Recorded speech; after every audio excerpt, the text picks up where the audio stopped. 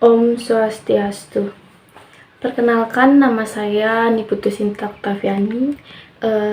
Kali ini saya akan membahas salah satu bab yang ada dalam buku Sejarah Filsafat Timur karya L. Adams Beck, yakni pada bab ke-8 yang berjudul Nyanyian Surga dan Kesadaran yang Lebih Tinggi. Pembahasan dalam tulisan di bab ini yaitu tentang nyanyian Tuhan atau nyanyian surga. Hal ini diarahkan kepada kitab Bhagavad Gita, yang mana menurut penulis buku ini yaitu Adams Beck, keadaan kesadaran mistis ini tidak boleh dilewatkan karena buku ini sangatlah terkenal dan mulia, yang juga menawarkan salah satu deskripsi yang paling luar biasa tentang jalan menuju ke surga dan cara pencapaiannya. Di India, ada dua epos besar yang dalam beberapa hal sebanding dengan epos Homer, yakni sebuah epos yang berasal dari Yunani kuno, karena keduanya memasukkan kehidupan atau legenda-legenda para pahlawan nasional. Tetapi ada perbedaan besar di antara keduanya, yang mana di epos India tidak hanya ada untuk mewakili sejarah dan patriotisme, tetapi juga terdapat filsafat dan agama rakyat yang melatar belakangi kitab Bhagavad Gita, yakni epos Mahabharata, yang mana Mahabharata adalah sebuah puisi yang sangat besar yang terdiri dari sekitar 100.000 sloka atau bait. Diperkirakan bahwa inti cerita Mahabharata dimulai kira-kira sekitar tahun 3000 sebelum Masehi dengan tema peperangan antara dua klan untuk menjadi penguasa di negara yang sekarang kita kenal dengan sebagai Sirhind antara sungai Jumna dan Sutlej. Dalam epik yang besar ini, serangkaian kisah asmara penuh warna antara ratu-ratu yang cantik dan raja-raja yang perkasa penuh daya tarik, sehingga hanya mereka yang peduli dengan asmara sejati dapat menyadari terdapat untaian mutiara indah dan berkilauan yang dikenal dunia. Untaian mutiara ini dikenal sebagai nyanyian Tuhan atau nyanyian surga, dan lagu itu merupakan salah satu taraf tertinggi dari jiwa yang terkondisikan pada sumbernya, yang tak terkondisikan yang pernah dicapai. Lagu itu dianggap berasal dari abad ke-5 sebelum Masehi. William van Humboldt menyuarakan pendapat banyak orang menggambarkan nyanyian itu sebagai lagu filosofis yang paling indah, mungkin satu-satunya yang benar yang pernah ada dalam bahasa apapun yang dikenal. Secara singkat, ini adalah kisah peperangan antara kekuatan baik dan jahat, antara keadilan dan ketidakadilan. Yang baik diwakili oleh kelima pangeran Pandawa yang bersaudara. Salah satu dari mereka yakni Raja Yudhistira dan istri mereka yang bernama Putri Drupadi, yang mewakili semua yang mulia dan baik dalam kewanitaan. Kejahatan diwakili oleh sepupu mereka, yakni para pangeran Kuru. Arjuna, salah satu dari kelima panca Pandawa, yakni seorang pemanah yang agung. Dia membawa busur besar yang bernama busur Gandiwa. Ia yang ditemani oleh temannya, yakni Dewa Krishna, yang bertindak sebagai kusir siap memasuki medan pertempuran. Peperangan dimulai dengan ditandainya peniupan kulit kerang, pemukulan drum, sehingga mengakibatkan suara yang sangat keras,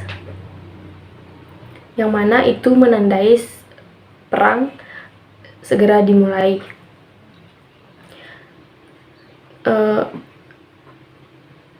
Namun di sisi lain, meskipun Arjuna melihat Duryodhana yang dibenci dan orang-orang lain yang telah menginjak-injak hak mereka, ia melihat wajah-wajah yang dicintai dan dihormati seperti Bhisma yang agung, Guru Drona, dan sepupu dan teman-temannya. Tiba-tiba kengerian perang saudara membuat Arjuna merasa sedih dan ragu apakah dirinya bisa bertarung dengan keluarganya sendiri. Dia berpaling kepada Krishna, kusirnya, dan bertanya, "Ketika aku memandangi medan pertempuran bersaudara ini, oh Krishna, anggota tubuhku lunglai dan wajahku layu. Gemetar merayap ke atas tubuhku.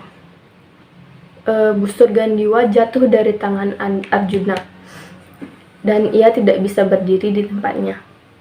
Pikiranku berputar, aku tidak bisa melihat berkah dari pembantaian sanak saudaraku ini. Oh Krishna, aku tidak menginginkan kemenangan atau kerajaan atau kesenangan. Guru, ayah, putra, cucu, kerabat juga, meskipun mereka memukulku, aku tidak akan memukul. Lebih baik bagiku jika orang-orang ini dengan tangan bersenjata membunuhku tanpa aku melakukan perlawanan dalam pertarungan ini." Setelah berbicara seperti itu, Arjuna duduk di kursi kereta dan dia membiarkan busurnya jatuh karena hatinya berat ditindih kesedihan. Lalu Krishna menjawab kata-kata dari Arjuna. "Kenapa, oh Arjuna, telah datang kepadamu kekotoran ini seperti yang dirasakan oleh orang yang tercela? Berhentilah dari kelemahan hati yang hina ini." Lalu sambung Arjuna, "Lalu bagaimanakah aku harus melawan Bhisma dan Drona yang layak aku hormati?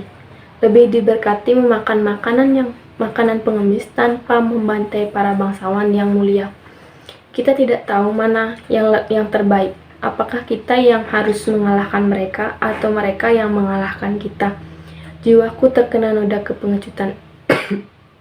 Pikiranku tidak yakin dengan hukum. Aku meminta kepadamu, katakanlah dengan jelas cara yang lebih diberkati. Lalu dijawab oleh Krishna, "Kamu bersedih atas orang-orang yang baginya kesedihan tidak mereka kenal. Kesedihan yang diperintahkan bukanlah bagi mereka yang kehidupannya ditinggalkan atau bagi mereka yang hidup. Tidak pernah aku tidak ada. Tidak pernah kamu atau para pangeran ini tidak ada. Tidak akan pernah tiba waktunya ketika kita tidak ada. Sebagaimana penghuni tubuh atau jiwa melewati masa kanak-kanak, masa dewasa, dan masa tua di tubuhnya, maka ia akan pindah ke tubuh lainnya. Hanya getaran alat-alat indera yang melahirkan panas dan dingin, kesenangan dan rasa sakit. Merekalah yang datang dan pergi dan tidak bertahan. Bersabarlah bersama mereka, putra Pirta. Tapi ketahuilah bahwa apa yang meliputi semesta tidak akan punah. Tidak ada yang bisa menghancurkan, yang bisa berubah. Hanya tubuh-tubuh penghuni, tubuh yang kekal dan yang tak terpahami, yang akan berakhir. Karena itu berperanglah. Dia yang berpikir bahwa seorang manusia adalah pembunuh dan yang lainnya dibunuh tidak punya persepsi. Jiwa ini tidak membunuh dan tidak juga terbunuh. Ini tidak pernah lahir dan mati, juga tidak pernah datang untuk tidak ada. Yang kuno yang tidak dilahirkan dan yang abadi ini tidak terbunuh ketika tubuh terbunuh. Ketika seseorang mengesampingkan pakaian usang dan mengambil pakaian lain yang baru, demikianlah penghuni tubuh yang menyingkirkan jasad yang usang dan pergi ke jasad orang lain yang baru. Nah, itu dia penjelasan dari bab ke-8 dari buku Sejarah Filsafat Timur ini, yang mana yang dimaksud nyanyian surga yakni bait-bait atau pesan-pesan yang ada dalam kitab Bhagavad Gita, seperti contohnya adanya wejangan Sri Krishna kepada Arjuna Dan yang dimaksud dengan kesadaran yang lebih tinggi itu dimana saat Arjuna bisa mengalahkan rasa keraguannya untuk tidak berperang, mengalahkan rasa itu, dan akhirnya dia mau untuk berperang dan menyadari bahwa yang ia lawan sebenarnya bukanlah semata saudaranya, tetapi dia melawan sebuah kejahatan yang ada dalam diri manusia yang menjadi musuh dalam diri manusia itu sendiri, yakni yang disimbolkan oleh para Kurawa yang memiliki sikap yang arogan, yang serakah, seperti itu. Baik, demikian penyampaian dari saya. Jika ada yang kurang, saya mohon maaf. Saya tutup dengan Paramasanti. Om Santi, Santi, Santi Om.